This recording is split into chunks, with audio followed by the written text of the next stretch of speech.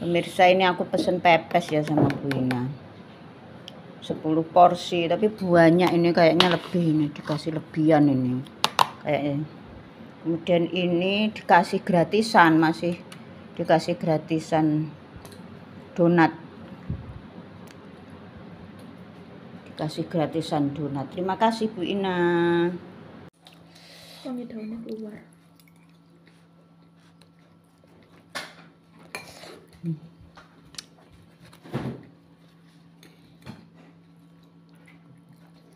Ada kemanginya juga.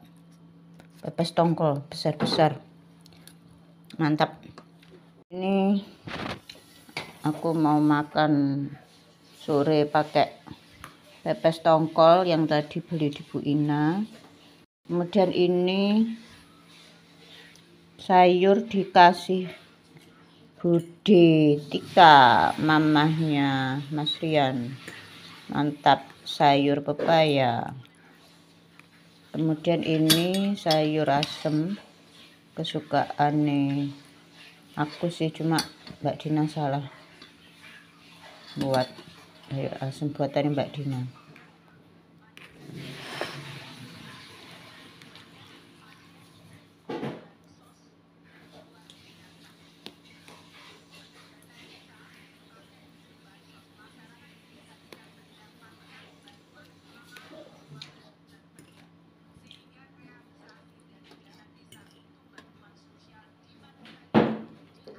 Mbak Dina makan pisan. Selamat makan. Bismillah.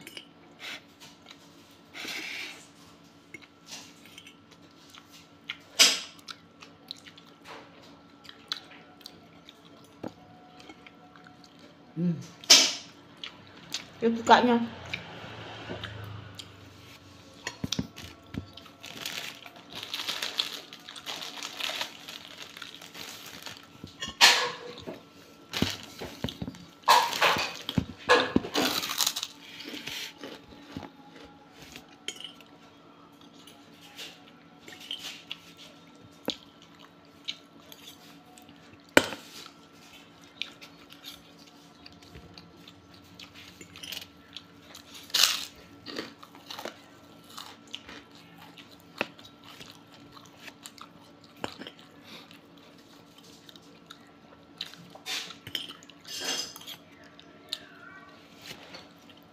Apa le?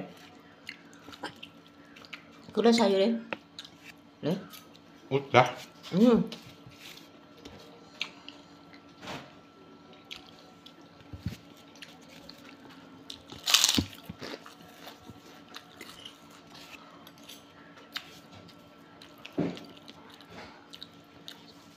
Semoga nanti malam gak lapar.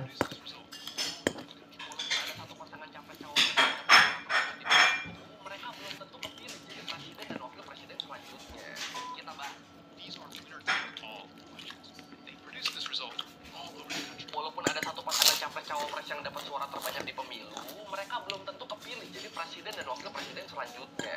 Kita bahas pemilu-pemiluan lagi. Ya, kayak yang pernah gue bilang, di tahun 2024 ini kan banyak banget ya negara yang ngegelar pemilu, termasuk Amerika. Ya, jadi Amerika tuh bakal ngegelar pemilu presiden, pemilu anggota kongres, sama pemilu gubernur beberapa negara bagian. Nyapa Mbak Willy si kecil-kecil Di sini? Amerika yang selalu bikin penasaran tuh, kenapa selalu cuma ada dua partai yang bersaing di pemilu Amerika ya? Ya kan selalu cuma partai Republik sama partai Demokrat. Kenapa nggak kayak pemilu kita yang partainya banyak? Apalagi ternyata sebenarnya nggak sedikit loh orang yang nggak suka sama. Dan emang sebenarnya kayak gimana sih pemilu di Amerika Serikat? Ya udah kalau gitu, ayo langsung aja kita bahas. Kenapa cuma ada dua partai yang bersaing di pemilu? Putri belum datang dah. Dan kenapa capres bersaing juga selalu cuma ada dua nih di Learning by Google? Mak jalan berat Kalau kita kabeh. ngomongin sistem pemilu di Amerika dan partai yang bersaing di dalamnya, kita pasti bakal langsung kepikiran kalau kandidatnya tuh ya cuma dua kan, dari partai Republik sama dari partai Demokrat. Kayak misalnya di pemilu tahun ini deh, kandidat calon presiden sama wakilnya tuh kan cuma dua kan, Kamala Harris dari partai Demokrat sama Donald Trump dari partai Republik. Nah tapi gue yakin banyak dari kita yang nggak tahu kalau ternyata dulu partai Republik sama partai Demokrat mereka tuh pernah berdiri sebagai satu partai loh. Wah. Iya, kalau menurut Britannica, di akhir abad ke-18, waktu itu terlahir sebuah partai oposisi yang namanya Partai Demokratik Republik. partai yang menentang partai federal, partai yang dominan waktu itu. Dan setelah mereka berdiri, Partai Demokratik Republik ini, atau yang waktu itu disingkatnya tuh disebutnya Partai Republik, mereka berhasil jadi kekuatan baru dan berkembang jadi partai besar di Amerika. Tapi terus setelah pemilu Yang dibuang. partai ini punya Pisang. kekuatan politik baru. Cut lu mah. Jadi Partai Republik Cut. Nasional Udah pulang. yang terus berubah Iya. nama jadi Partai Whig, yang jadi cikal bakal Partai Republik, sama Partai Demokratik Republik yang nantinya berubah jadi Partai Demokrat sekarang. Jadi ya gitu ya, dua partai yang sekarang selalu bertarung di pemilu Amerika, ternyata mereka tuh berasal dari satu partai yang sama. Tapi terus partainya pecah dan ini terus bertahan sampai sekarang. Didik.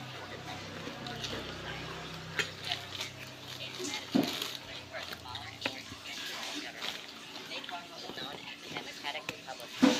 Both the Democratic and Republican parties, as we know them today, included in this movement action.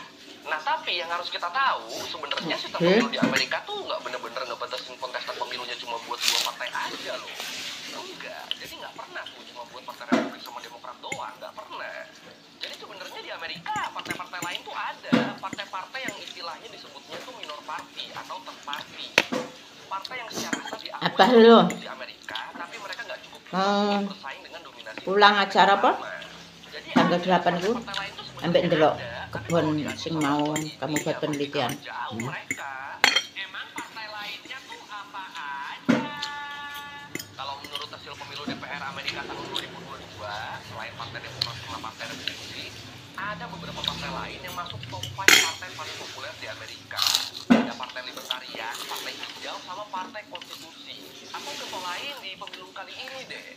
Di pemilu sekarang tuh, selain pasangan Kamala Harris sama Donald Trump jadi fans, yang pastinya jadi dua kandidat terkuat, sebenarnya ada juga dua kandidat capres-cawapres lain dari party.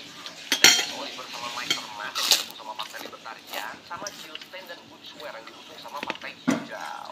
Dan yang menarik, kandidat dari Partai Hijau ini, mereka tuh dua-duanya tuh akademisi loh. Jill Stein dia tuh fisikawan, kalau Butch Swear dia tuh associate profesor dengan gelar PhD di bidang sejarah.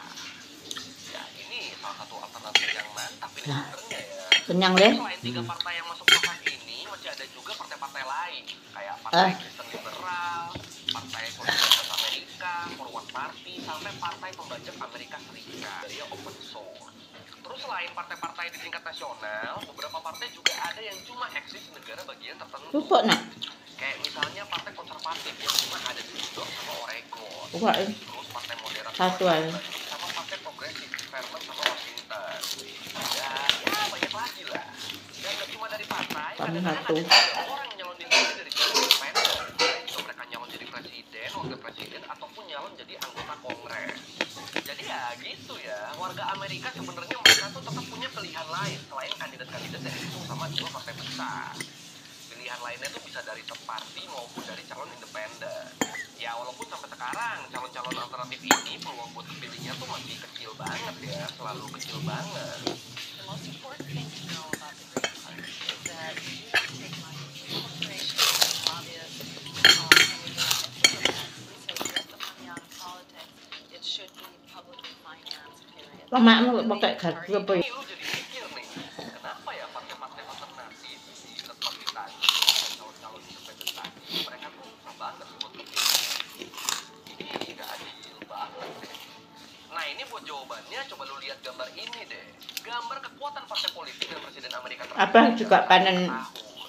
Nah ini warna yang dominan pisang tuh yo. dua warna ya. Sama. Kebanyakan tuh selalu merah biru. Kebanyakan selalu Demokrat sama Republik. Kemarin kok gak cuci. Tanam dah.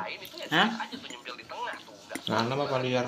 Nanem tan kantore. Ya, kalau sampai saat ini satu-satunya presiden Amerika yang nggak berasal dari partai yang non partisan itu tuh cuma satu, cuma George Washington doang, cuma presiden pertamanya doang. Sisanya lu lihat setelah George Washington semuanya merupakan kandidat dari dua partai utama yang mendominasi. Ya kadang-kadang ada lah kekuatan ketiga, opsi alternatif tuh suka ada, tapi ya kayak lu lihat nggak pernah ada yang bisa ngalahin dominasi dua partai utama.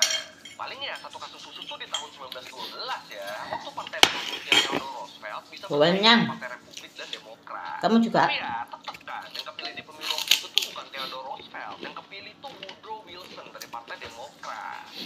Jadi ya bisa bersaing doang, tapi nggak bisa ngalahin.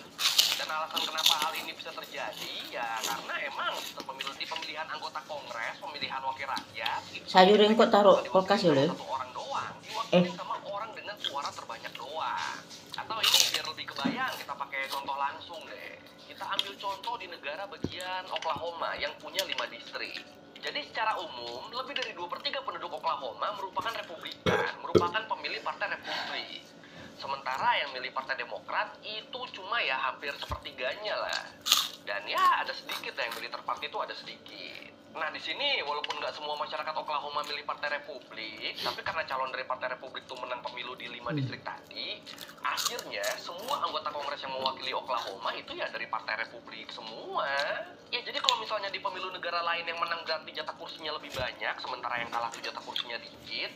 Nah kalau di Amerika tuh nggak gitu, yang menang tuh semuanya ya dapat kursi, yang kalah ya nggak dapat apa-apa. Nah ini kan kalau kayak gini kan yang jadi masalah, kalau wakil rakyatnya dari Partai Republik semua, terus masyarakat yang milih Partai Demokrat, mereka diwakilin sama siapa dong di Senat sama di DPR?